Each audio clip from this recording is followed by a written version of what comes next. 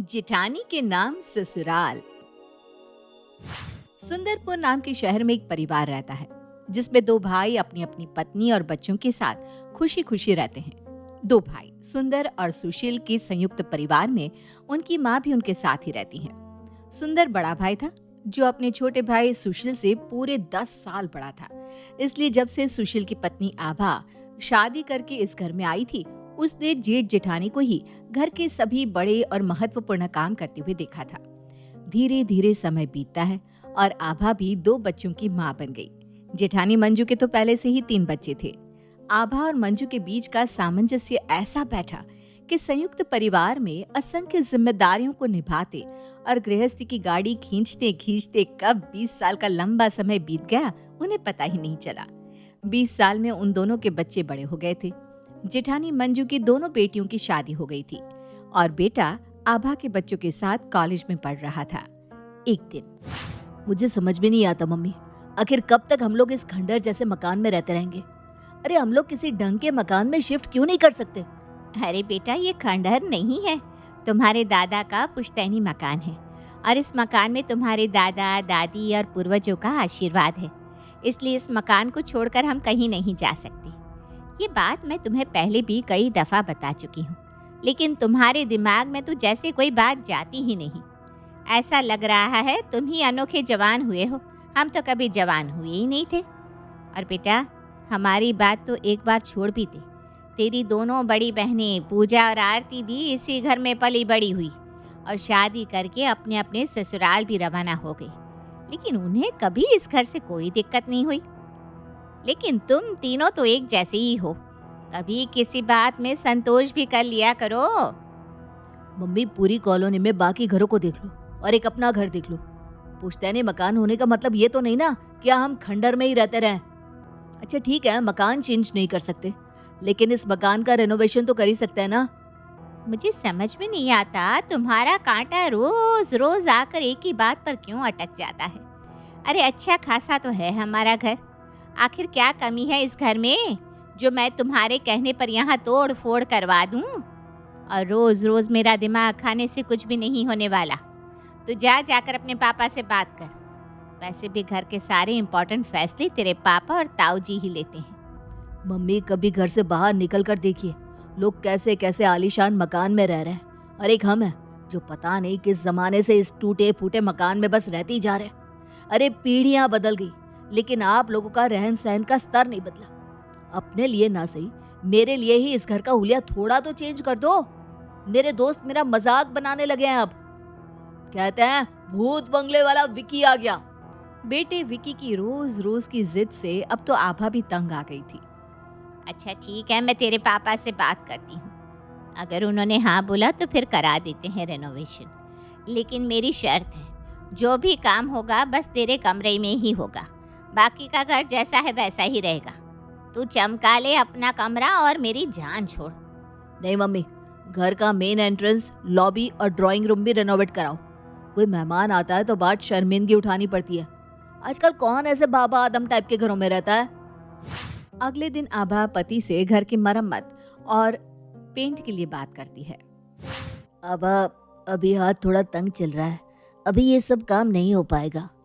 देखिए, बच्चों की बात भी गलत तो नहीं है, हम बच्चों को नया घर लेकर नहीं दे सकते तो कम से कम घर में रंग तो उनके हिसाब से कर ही सकते हैं। आजकल ऐसे पुराने घरों में कौन रहता है। आप ऐसा करिए, बैंक से थोड़ा सा लोन निकलवा लीजिए, धीरे धीरे भरते रहेंगे। वैसे भी बच्चों की खुशी के लिए माँ बाप को कई बार कठिन फैसले लेने ही पड़ते हैं। कैसी बात करती हो तुम आभा, हमें बैंक लोन कैसे देगा? अरे क्यों नहीं, घर में हमारा हिस्सा नहीं है क्या? बैंक से घर के लिए लोन ले लो बस। ऐसा नहीं होता है आभा, लोन उसी को मिलता है जो कानूनन उस मकान का मालिक हो। तो कानूनन आपका भी तो इस घर में आधा ही हिस्सा है ना, फिर दिक्कत क्या है? अरे तू बड़ी भोली है रे आभा, ये बैंक के कागज पत्तर तेरे समझ के बाहर है। तू ये समझ ले कि बैंक को मालिकाना हक दिखाने के लिए कुछ तो प्रूफ दिखाना पड़ेगा ना। न तो इस घर में बिजली का बिल हमारे नाम से आता है, न पानी का, गैस का कनेक्शन तक भाभी के नाम पर है। हमारे पास ऐसा कोई कागज नहीं कि हम घर पर मालिकाना हक जता सकें। पति की बातें सुनकर आभा बहुत उदास हो जाती है।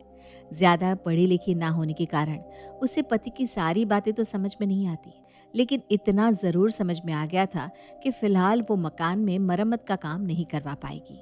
अगले दिन, बेटा विकी, देख तू नाराज मत हो, लेकिन अभी फ़िलहाल हम घर में कोई काम नहीं करवा पाएंगे। हाँ, लेकिन इतना वादा है कि जैसे ही थोड़े पैसे जमा हो जाएंगे, तेरा कमरा तेरी पसंद का बनवा कर तैयार कर दूंगी। लेकिन मम्मी हुआ क्या? ताऊ जी ने मना कर दिया क्या? नहीं नहीं, ऐसी बात नहीं है बेटा। दरअसल अभी तेरे पापा का हाथ थोड़ा तंग चल रहा है, उनके पास कैश तो है नहीं। मैंने उनसे कहा कि आजकल तो सभी बैंक से लोन लेकर अपना अपना घर बना रहे हैं, आप भी बैंक से लोन ले लो। तो पापा नहीं माने क्या? अरे पापा तो मान गए बेटा, लेकिन पापा के मानने से कुछ नहीं होने वाला। दरअसल जब बाबूजी की मौत हुई तो हमारा कारोबार डूबने लगा और धीरे धीरे दुकान भारी कर्जे में आ गई। तुम्हारे पापा उस समय जिम्मेदारियां संभालने लायक नहीं थे, इसलिए अम्मा ने अपनी ज़मीन और ये घर बड़े भाई साहब के नाम कर दिया ताकि वो बैंक से कर्ज लेकर डूबते कारोबार को बचा सके। बस तभी से ये घर तुम्हारे ताऊ जी के नाम पर है, और बिजली का बिल हो या पानी और गैस का कनेक्शन, सब तुम्हारे ताऊ ताई के नाम पर ही है। हमारे पास ऐसा कोई सबूत नहीं जिससे ये साबित हो सके कि हमारा भी इस मकान में मालिकाना हक है। हे भगवान, दादी ने तो आप लोगों के साथ बहुत बड़ा अन्याय किया है और आप आज तक चुप बैठे हुए हो। मम्मी, आपने कभी कुछ कहा क्यों नहीं? बेटा, ये उस समय की बात है जब मैं घर में आई भी नहीं थी। तब तुम्हारे ताऊ और ताई ही इस घर को संभाल रहे थे, तो मेरा कुछ भी कहने का कोई सवाल ही पैदा नहीं होता। अरे मम्मी, वो जमाना कुछ और था और अब जमाना और है। आपको कुछ पता ही नहीं कि दुनिया में क्या क्या चल रहा है। मैं ये नहीं कह रहा हूँ कि ताऊ जी ताई जी गलत है, लेकिन कल को अगर गुड्डू कहे कि ये मकान तो उसके मम्मी पापा के नाम पर है और इस पे हमारा कोई हक नहीं, उस समय हम लोग क्या करेंगे? बेटा, अपने घर के बड़ों पर भरोसा रख। तेरे ताऊ जी ताई जी ऐसा कभी नहीं होने देंगे। पिछले 20 सालों में ऐसा कभी नहीं हुआ, तो आगे भी नहीं होगा, मुझे पूरा यकीन है। माँ, आज घर के बड़े हैं, कल को नहीं रहेंगे, तब तो हम बेघर हो जाएंगे ना। अब सोच कर देखो, इतनी बड़ी हवेली होते हुए भी कल को हम दोनों भाई बहन बाहर सड़कों की ठोकर खा रहे होंगे तो क्या होगा? बेटा, तेरी दादी ने कुछ सोच समझ कर ही ये फैसला लिया होगा ना। अब अचानक इतने सालों बाद ये सब बातें उठाना मुझे कुछ ठीक नहीं लग रहा। मम्मी, आपको पता है, इंसान के पास एक निवास प्रमाण होता है या पैन कार्ड होता है जिसपे इस बात का प्रूफ होता है कि आप इस घर के निवासी हैं। आपके पास तो इस घर का एक बिल तक नहीं है जो आपके नाम पर हो। आप कैसे प्रूव करेंगे कि आप भी इस घर में रहती हैं? आप जिस तरह से सोच रहे हो ना, ये दुनिया वैसे नहीं चलती मम्मी। आपको शायद पता नहीं कि दुनिया में क्या क्या हो रहा है। अरे ऐसा क्या हो गया? रेमंड कंपनी का नाम तो आपने सुना ही होगा। 1200 करोड़ का मालिक था सिंघानिया। रिटायरमेंट पर अपने बेटे के नाम पर सारा रुपया पैसा प्रॉपर्टी कर दी थी उसने। आपको पता है, सिंघानिया के बेटे ने अपने ही बाप को घर से निकाल दिया। जिस बाप ने 1200 करोड़ की प्रॉपर्टी बेटे को दी, उसी बेटे ने बाप को बेघर कर दिया। अब बेचारा सिंघानिया किराए के मकान में अकेला रहकर बुढ़ापा बिता रहा है। आप ही बताइए, क्या उसने अपनी प्रॉपर्टी बेटे को देते समय कभी सोचा होगा कि उसका बेटा उसे ही घर से निकाल देगा? समय का कुछ पता नहीं चलता मम्मी, कब क्या हो जाए। भगवान न करे अगर कल को ताऊ जी ताई जी ने हम लोगों को बेदखल कर दिया तो हम कहाँ जाएंगे? आपने सोचा भी है? क्या लगता है आपको, विकी की बातें ठीक है? क्या इतने सालों से साझे चूल्हे से चल रहा ये घर विकी की बातों के कारण बिखर जाएगा? क्या आभा को मकान पर मालिकाना हक मिल जाएगा? ज्यादा दूर क्यों जा रही हो मम्मी? उत्तम नगर वाले सक्सेना अंकल के घर में आपको पता भी है कि क्या चल रहा है। अब उनके घर में क्या हो गया? तू ना मेरा हार्ट फिल करवा देगा आज। मम्मी, प्रैक्टिकल तरह से सोचो। जीवन भर ऐसे इमोशनल होने से काम नहीं चलता। दादी की उम्र हो रही है, कितने दिन और रह गए दादी के पास? दादी के जाने के बाद कौन है जो कहेगा कि आपका भी घर में हक है, अधिकार है? सक्सेना अंकल अब अपनी दुकान पर भी नहीं आ रहे। उनके बड़े भाई ने दुकान रेस्टोरेंट सब अपने नाम कर लिया। बस जैसे ही उनके पिताजी की डेथ हुई, छोटे भाई को बेदखल कर दिया। अब बेचारे कोर्ट में केस लड़ रहे हैं। आपको पता भी है, आधी उम्र निकल जानी है, कुछ नहीं होना कोर्ट में। बेटा, तूने तो मेरा भी दिमाग घुमा दिया है।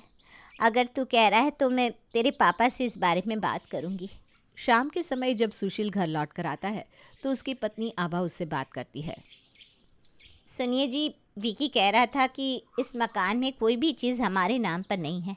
आगे चलकर हमें इससे काफ़ी समस्या हो सकती है, इसलिए हमें इस बारे में कुछ ना कुछ सोचना चाहिए। क्या सोचना चाहिए? तुम दोनों माँ बेटा चाहते क्या हो? मैं बड़े भाई साहब के सामने जाकर मकान के 2 टुकड़े करने के लिए कहूँ? देखिए, आप ना बात को गलत दिशा में ले जा रहे हैं। मेरा ऐसा कोई मतलब नहीं था। फिर क्या मतलब था तुम्हारा? पिछले 30 सालों से भैया ही ये घर चला रहे। जिस समय बाबूजी की मौत हुई मैं सिर्फ 15 साल का था। भैया ने ही बाबूजी के जाने के बाद पूरे घर की जिम्मेदारी अपने कंधों पर ले ली, मुझे दुकान का काम सिखाया और इस लायक बनाया कि आज मैं अपना घर चला पा रहा हूँ। जिस भाई ने जीवन भर मेरे लिए इतना सब कुछ किया, आज मैं उसके सामने जाकर मकान को अपने नाम करने के लिए झगड़ा करूँ? देखिए जी, आप गलत समझ रहे हैं। विकी ने ऐसा बिल्कुल नहीं कहा कि हम भाई साहब से अलग हो जाएं या अपना हिस्सा मांग लें। वो तो बस यही कह रहा था कि आभा की बात पूरी हो उससे पहले ही सुशील को गुस्सा आ चुका था। क्या कह रहा था? वो कल का लड़का क्या जाने भैया ने कैसी परिस्थिति में इस घर को खड़ा किया है। अगर भैया को सब लूट कर अपने ही बच्चों पर उड़ाना होता तो उसी समय लूट लेते जब अम्मा ने सब उनके नाम किया था। इनके सुपुत्र ने इनके कान भर दिए और ये चली आई हिस्सा मांगने। लेकिन नहीं, मैं अपने बड़े भाई और भाभी को अच्छी तरह जानता हूँ। मैं तुम दोनों की बात में नहीं आने वाला। आप अपने भाई को ही तो जानते हैं, अपने बेटे गुड्डू की जिम्मेदारी तो नहीं ले सकते ना। देखिए, अब श्रवण कुमार बनने का ज़माना नहीं रहा। एक आप छोटे भाई थे जिसने कभी दुकान के पैसों से अपने नाम बैंक में एक खाता तक नहीं खुलवाया। बड़े भाई ने जो दिया उसी में घर चला लिया। लेकिन क्या आजकल के बच्चे रिश्तों को उतनी शिद्दत से निभा पाएंगे? अगर कल को भाई साहब के बेटे गुड्डू ने हमारे बच्चों के साथ बनाकर नहीं रखनी चाहिए तो क्या होगा? आज हम दोनों देवरानी जिठानी खुशी खुशी एक दूसरे के साथ रह रहे हैं, लेकिन कौन जानता है आने वाले समय में हमारे बच्चे साथ रहना चाहेंगे भी या नहीं। और अगर ऐसे में गुड्डू ने कभी हमारे विक्की को घर से बाहर निकाल दिया तो हमारा बेटा कहाँ जाएगा? ये सोचा है कभी आपने? देखो आबा, मुझे जो कहना था मैंने कह दिया। अब मैं सोने जा रहा हूँ। चाहे जो हो जाए, मैं ऐसी बेतुकी बात भैया भाभी के सामने हरगिज नहीं करूँगा। मत करिए, डरते रहिए आप अपने भैया भाभी और अम्मा से, लेकिन अब मैं नहीं चुप बैठूंगी। अगले दिन अम्मा, सच्ची सच्ची बताओ, इतने सालों में क्या आपकी सेवा करने में मैंने कोई कमी करी है? अरे छोटी बहू, ऐसी बात क्यों कर रही है? मैंने ऐसा कब कहा कि तुम मेरी सेवा नहीं करती? तो फिर मेरे साथ इतना दुर्व्यवहार क्यों किया आपने?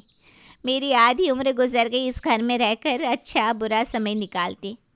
आज इतने बरसों बाद अगर मेरा बेटा एक कमरा अपने हिसाब से रखना चाहता है तो मैं उसे ये छोटी सी खुशी भी नहीं दे सकती क्या?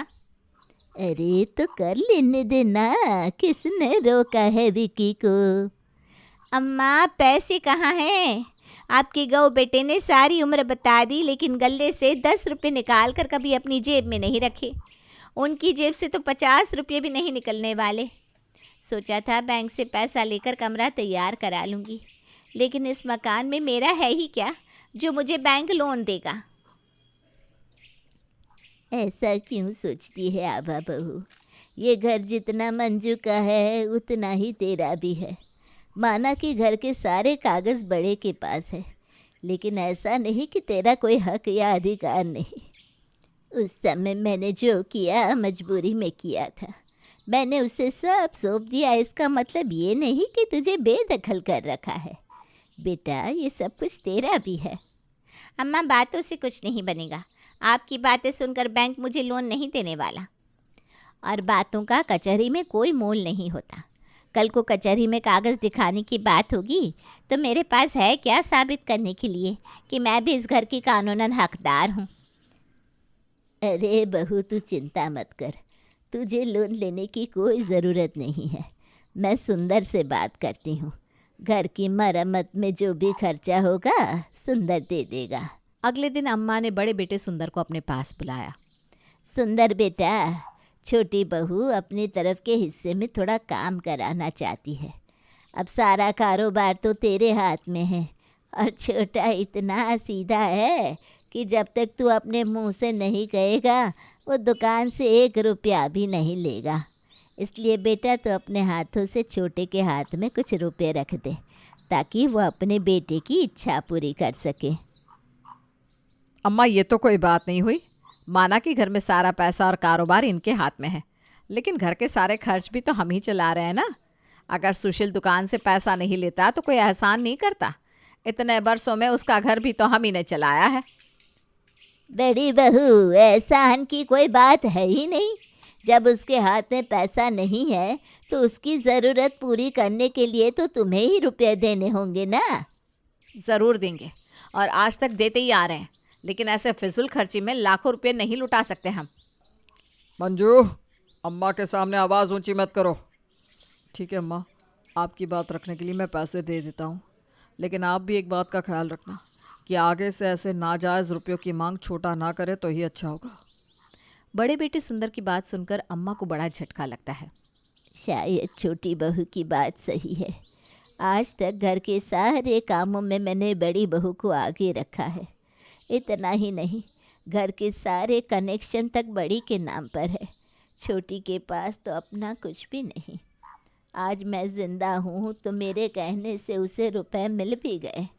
कल को मेरे जाने के बाद न जाने क्या होगा। ये ले आबा, करा ले अपने कमरे में काम। और हाँ, तेरी बात मैं समझ गई हूँ बेटा, तू सही कहती है। हर छोटी बड़ी चीज़ के लिए सुंदर के आगे हाथ पसारना सही नहीं। मैं जल्दी ही इस समस्या का हल निकालती हूँ। मैं भी बस यही कहना चाहती थी अम्मा कि अब बच्चे बड़े हो रहे हैं, कल को मुझे भी बच्चों की शादी करनी होगी। क्या पाई पाई के लिए जेठ जी के आगे हाथ फैलाएंगे हम? अगले दिन, सुशील बेटा, तू टेलीफोन एक्सचेंज में जाकर बिल अपने नाम डलवा ले और गैस का कनेक्शन बहू के नाम से ट्रांसफ़र करा ले। अम्मा, उससे क्या फ़ायदा? भाभी के नाम हो या आभा के नाम, एक ही तो बात है। एक बात नहीं है बेटा, बिल में नाम होने से ये पक्का होता है कि तुम भी इसी घर में रहते हो। तुम्हें भी कोई कागज़ बनवाना होगा तो तुम्हारे काम आएगा। माँ के कहने पर सुशील बिल अपने और अपनी पत्नी के नाम पर ट्रांसफ़र करवा देता है। बेटा, गले में जो भी पैसा आता है शाम के समय दोनों भाई उसका आधा आधा कर लिया करो, और अब से सारी जिम्मेदारियां बांट कर निभाओ ताकि दोनों के बीच प्यार भी बना रहे। इसके बाद अम्मा मकान भी वापस अपने नाम करवा लेती है, ताकि उनके ना रहने पर वो मकान खुद ब खुद दोनों भाइयों में आधा आधा बट जाए और आने वाले समय में झगड़े की कोई वजह बाकी ना रह सके।